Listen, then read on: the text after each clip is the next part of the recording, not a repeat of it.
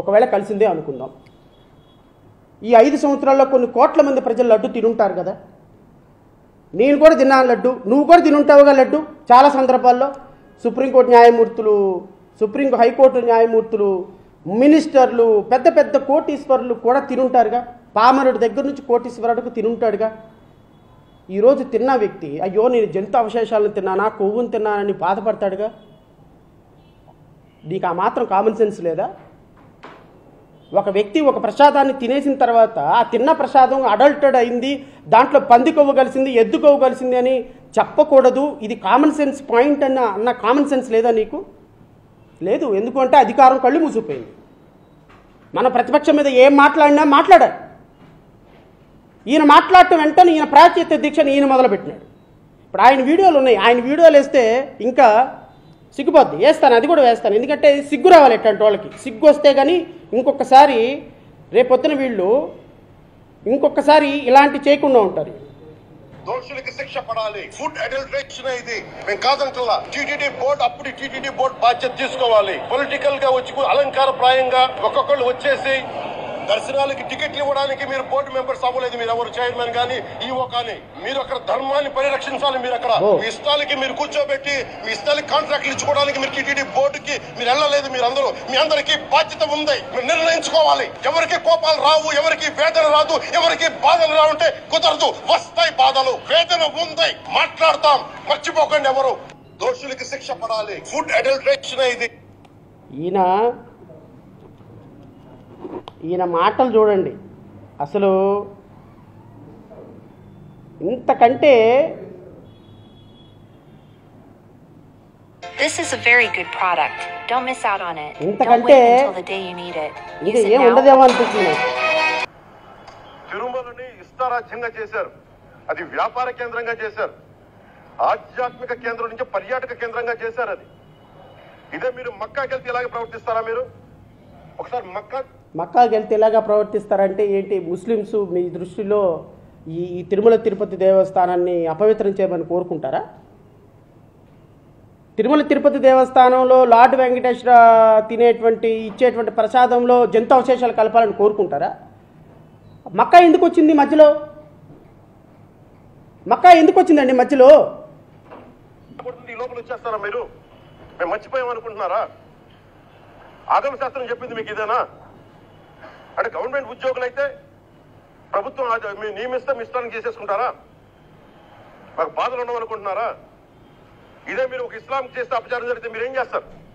బయట రోడ్ల మీదకి వచ్చి మీరు కూర్చోబెట్టి దాన్ని పొలిటికలైజ్ చేస్తారు. మీరు పొలిటికలైజ్ చేస్తారు. ఒక ఇస్లాం జరిగితే, ఒక క్రిస్టియన్కి జరిగితే, ఒక డిప్యూటీ చీఫ్ మినిస్టర్గా ఉండి మీరు మాట్లాడే అంశాలు ఏంటండి? ఒక పక్కేమో ఈ రిపోర్ట్లో అసలు మాకేం సంబంధం లేదు, మీరు పంపించిన శాంపిల్లో మేము ఏదో వెరిఫై చేసాం, ఇది ఫైనల్ కాదు, కన్క్లూజన్ కాదని ఒక పక్క రిపోర్ట్లు చెప్తున్నాయి. ఇంకో పక్కేమో మీ ఈవో ఏమో అసలు ఇవి వాడలేదు, వాడకుండా కూడా వెనక్కే పంపించేసామని మీ ఈవో చెప్తారు. ఇంకో పక్క మీరు చూస్తేనేమో జగన్మోహన్ గారు కూడా చెప్తున్నా, మీరే కనుక నేనే కనుక సనాతన ధర్మం మీద పోరాటం చేయాలని నన్ను ఆపేవాళ్ళు ఎవరు లేరు ఈ దేశంలో. గుర్తుపెట్టుకోండి. ఎవరు సనాతన ధర్మం అంశం ఎందుకు వచ్చింది అంటున్నా నేను ఎవడు కనకదుర్గమ్మ దగ్గరికి వెళ్ళి ఇప్పుడు కనకదుర్గమ్మ టెంపుల్ మెట్లు ఎవడు కడగమన్నాడు? హిందువులందరూ రోడ్డు మీదకి ఎవడు రమ్మన్నాడు? అందరు వచ్చి కొట్టుకోండి అని ఎందుకు అనమన్నారు? తిరుమల తిరుపతి దేవస్థానంలో ఏం దీక్ష అది? ప్రాయశ్చిత్త దీక్ష ఎవరు చేయమన్నారు? ఎవరు ఇప్పుడు సనాతన ధర్మాన్ని, ఎవరు హిందూయిజాన్ని, ఎవరు ముస్లిమ్స్ని, ఎవరు మక్కాని, ఎవరు మసీద్ని, ఎవరు చర్చి సంబంధించినటువంటి పోప్ జాన్ పాల్ని ఎవరన్నారు? మీరు మతాల గురించి మాట్లాడుతున్నారండి, మీరు కులాల గురించి మాట్లాడుతున్నారండి. మీరు హిందువులు, ముస్లిమ్స్, క్రిస్టియన్ మీరు వేరు చేస్తున్నారు. పవన్ కళ్యాణ్ ఉప ముఖ్యమంత్రి అయ్యండి సిగ్గు లేకుండా నీచ ఉచ్చాలు మరచి ఈ రాష్ట్రంలో ఒక ఉప ముఖ్యమంత్రి అయినాను, ఒక సినిమా యాక్టర్ని తీసుకొచ్చి ఒక డైలాగులు చెప్పేవాడిని తీసుకొచ్చి నన్ను ఉప ముఖ్యమంత్రి చేశారన్న ఉచ్చ నీచాలు మరిచి మీరు మాట్లాడుతున్నారు. ఈ రాష్ట్రంలో క్రిస్టియన్స్ని, ముస్లిమ్స్ని, దళితుల్ని వేరు చేసి మీరు మాట్లాడుతున్నారు. అరే ఒక తిరుమల తిరుపతి దేవస్థానాన్ని అడ్డం పెట్టుకొని అందుకు కదా మీ జీవితం అట్లా తయారైపోయింది. మీ జీవితం అలా తయారైపోయింది అందుకు కదా. వెళ్ళి ఒకసారి సోషల్ మీడియా చూడండి మీ గురించి ఎలా మాట్లాడుకుంటున్నారు. ప్రశాంతంగా ఉన్న ఆంధ్రప్రదేశ్ రాష్ట్రంలో కుల మతాలు రెచ్చగొడుతుంది సాక్షాత్తు ఉప ముఖ్యమంత్రి పవన్ కళ్యాణ్. దేవుణ్ణి రాజకీయాలకు వాడుతుంది సాక్షాత్తు ముఖ్యమంత్రి చంద్రబాబు నాయుడు. దేశ సమగ్రతకు ఒక ప్రతిరూపమైనటువంటి ప్రాజెక్టులను కూడా కూలగొట్టడానికి ప్రతిపక్షం పనిచేస్తుందని ప్రజలను తప్పుదోవ పట్టిస్తున్న కూటమి ప్రభుత్వం. దీని అంతటికీ కథ, screen play, direction Bharatiya Janata party.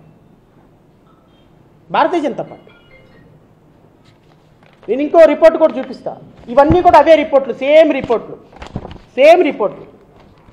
నేను చెప్తా. మిస్టర్ పవన్ కళ్యాణ్, సనాతన ధర్మం గురించి మాట్లాడే మిస్టర్ పవన్ కళ్యాణ్ మా తోపు తురుంకాను ధర్మాన్ని గురించి మాట్లాడుతున్నారని టీవీ డిబేట్లోకి వచ్చి గైగమని మాట్లాడేటువంటి జనసైనికులు, వీర మహిళలు మీకు కూడా చెప్తున్నా. ఫస్ట్ ఆఫ్ ఆల్ కొంచెం నాలెడ్జ్ పెంచుకోండి. తెలుగు, ఇంగ్లీషు చదవటం నేర్చుకోండి. ఎగ్జిస్టింగ్ లాస్ చదవటం నేర్చుకోండి. తిరుమల తిరుపతి దేవస్థానంలో ఉన్న రూల్స్ ఇవన్నీ కూడా నేతికి సంబంధించి, నెయ్యి ట్యాంకులకు సంబంధించి ఎలా రావాలి, ఎక్కడ టెస్టులు జరగాలి, ఎలా టెస్టులు జరగాలి, ఒకవేళ టెస్ట్ రిపోర్ట్లు ఫెయిల్ అయితే ఎలా జరగాలి అని మీకు 2022-23 నుంచి, అంటే వైఎస్ఆర్సీపీ ప్రభుత్వం అధికారంలో ఉన్నప్పుడు firm name ALPHA, invoice number AM02/2021-2022, rejected tanker number UP13800909. ఇవన్నీ కూడా 2022-23లో నెయ్యి ప్రామాణికాలు లేవు అని రిజెక్ట్ చేయబడినటువంటి ట్యాంకర్స్. ఇప్పటికైనా కాస్త కామన్ సెన్స్ తోటి మాట్లాడండి. రాజకీయాలు ఉంటే రాజకీయాలు మాట్లాడుకుందాం. నేను ఇప్పుడు మాట్లాడుతున్నానంటే జగన్మోహన్ రెడ్డికి ఫేవర్ అనేం కాదు అర్థం. కూటమి ప్రభుత్వం అబద్ధాలు ప్రజలని మోసం చేస్తున్నాయి, ప్రజలను కన్ఫ్యూజన్లోకి తీసుకెళ్తున్నాయి. కోటాను మంది కోట్ల భక్తులు ఉన్నటువంటి తిరుమల తిరుపతి దేవస్థానం మీద ఈరోజు చర్చకు రావాల్సినటువంటి అంశం. రాజకీయాలకి ఇంట్లో భార్యలు, తల్లిదండ్రులు, మన బిడ్డలు, దేవుడు ఇవి రాకూడదు సార్. నేను సుప్రీంకోర్టు న్యాయమూర్తి అన్నాడు, సిగ్గు తెచ్చుకోండి, దేవుణ్ణైనా రాజకీయాలకు దూరంగా పెట్టండి అన్నాడు. ఒకరోజేమో క్రిస్టియన్ అంటావు, ఇంకో రోజేమో ముస్లింని అంటావు, ఇంకో రోజేమో మా నాన్నేమో హారతి కర్పూరంలో సిగరెట్ వెలిగించుకున్నాడు అంటావు. నిన్న చూస్తేనే మా ఇంట్లో నిత్యం దీపారాధన ఉంటుందని చెప్పావు. ఒక మాట ఉండదు, ఒక కన్సిస్టెన్సీ ఉండదు, ఒక చదువు ఎక్కడ చదివావో తెలీదు, ఏమున్నావో తెలీదు. మా కర్మ, నువ్వు 28 సినిమాలు తీసావు, ఈ రాష్ట్రానికి ఒక హీరో అయిపోయినావు, నీకు ఒక ఇమేజ్ ఏర్పడింది, మాకు ఒక డ్యామేజ్ అయింది, ఆంధ్రప్రదేశ్ రాష్ట్రానికి డ్యామేజ్ అయింది. మీ ఇమేజీ, ఈ డ్యామేజీ మొత్తం కలిపి రాష్ట్ర ప్రజలు 5.5 కోట్ల మంది ప్రజలు భరిస్తారు మిమ్మల్ని, నో డౌట్. కానీ నేను అనేది తెలుసుకొని మాట్లాడు. ఇవన్నీ రిజెక్టెడ్ ట్యాంకర్స్. గత ప్రభుత్వంలో 1 సంవత్సరంలో రిజెక్ట్ చేయబడిన ట్యాంకర్లు వస్తూ ఉంటాయి, పోతూ ఉంటాయి. ట్యాంకర్లు అడల్టేషన్ జరుగుతూ ఉంటుంది, ముందుంటుంది, వెనకుంటుంది. తప్పేం లేదు. అది కొన్ని తప్పులు జరుగుతుంటాయి, కొన్ని రైట్లు జరుగుతుంటాయి, కొన్ని మాటలు జరుగుతుంటాయి. కానీ ఈ విధంగా ఒక రాజకీయాలకి వాడటం అనేది ఒక్కసారి పునరాలోచించుకోమంటున్నా. రేపొద్దున ఫైనల్గా సుప్రీంకోర్టులో ఏం జరగబోతుంది అనేది నేనైతే ప్రెడిక్షన్ చేయగలుగుతున్నాను. నిన్న గౌరవ సుప్రీంకోర్టు న్యాయమూర్తులు అడిగినటువంటి మాటలు ఒక్కొక్క మాట ఒక్కొక్క తూట.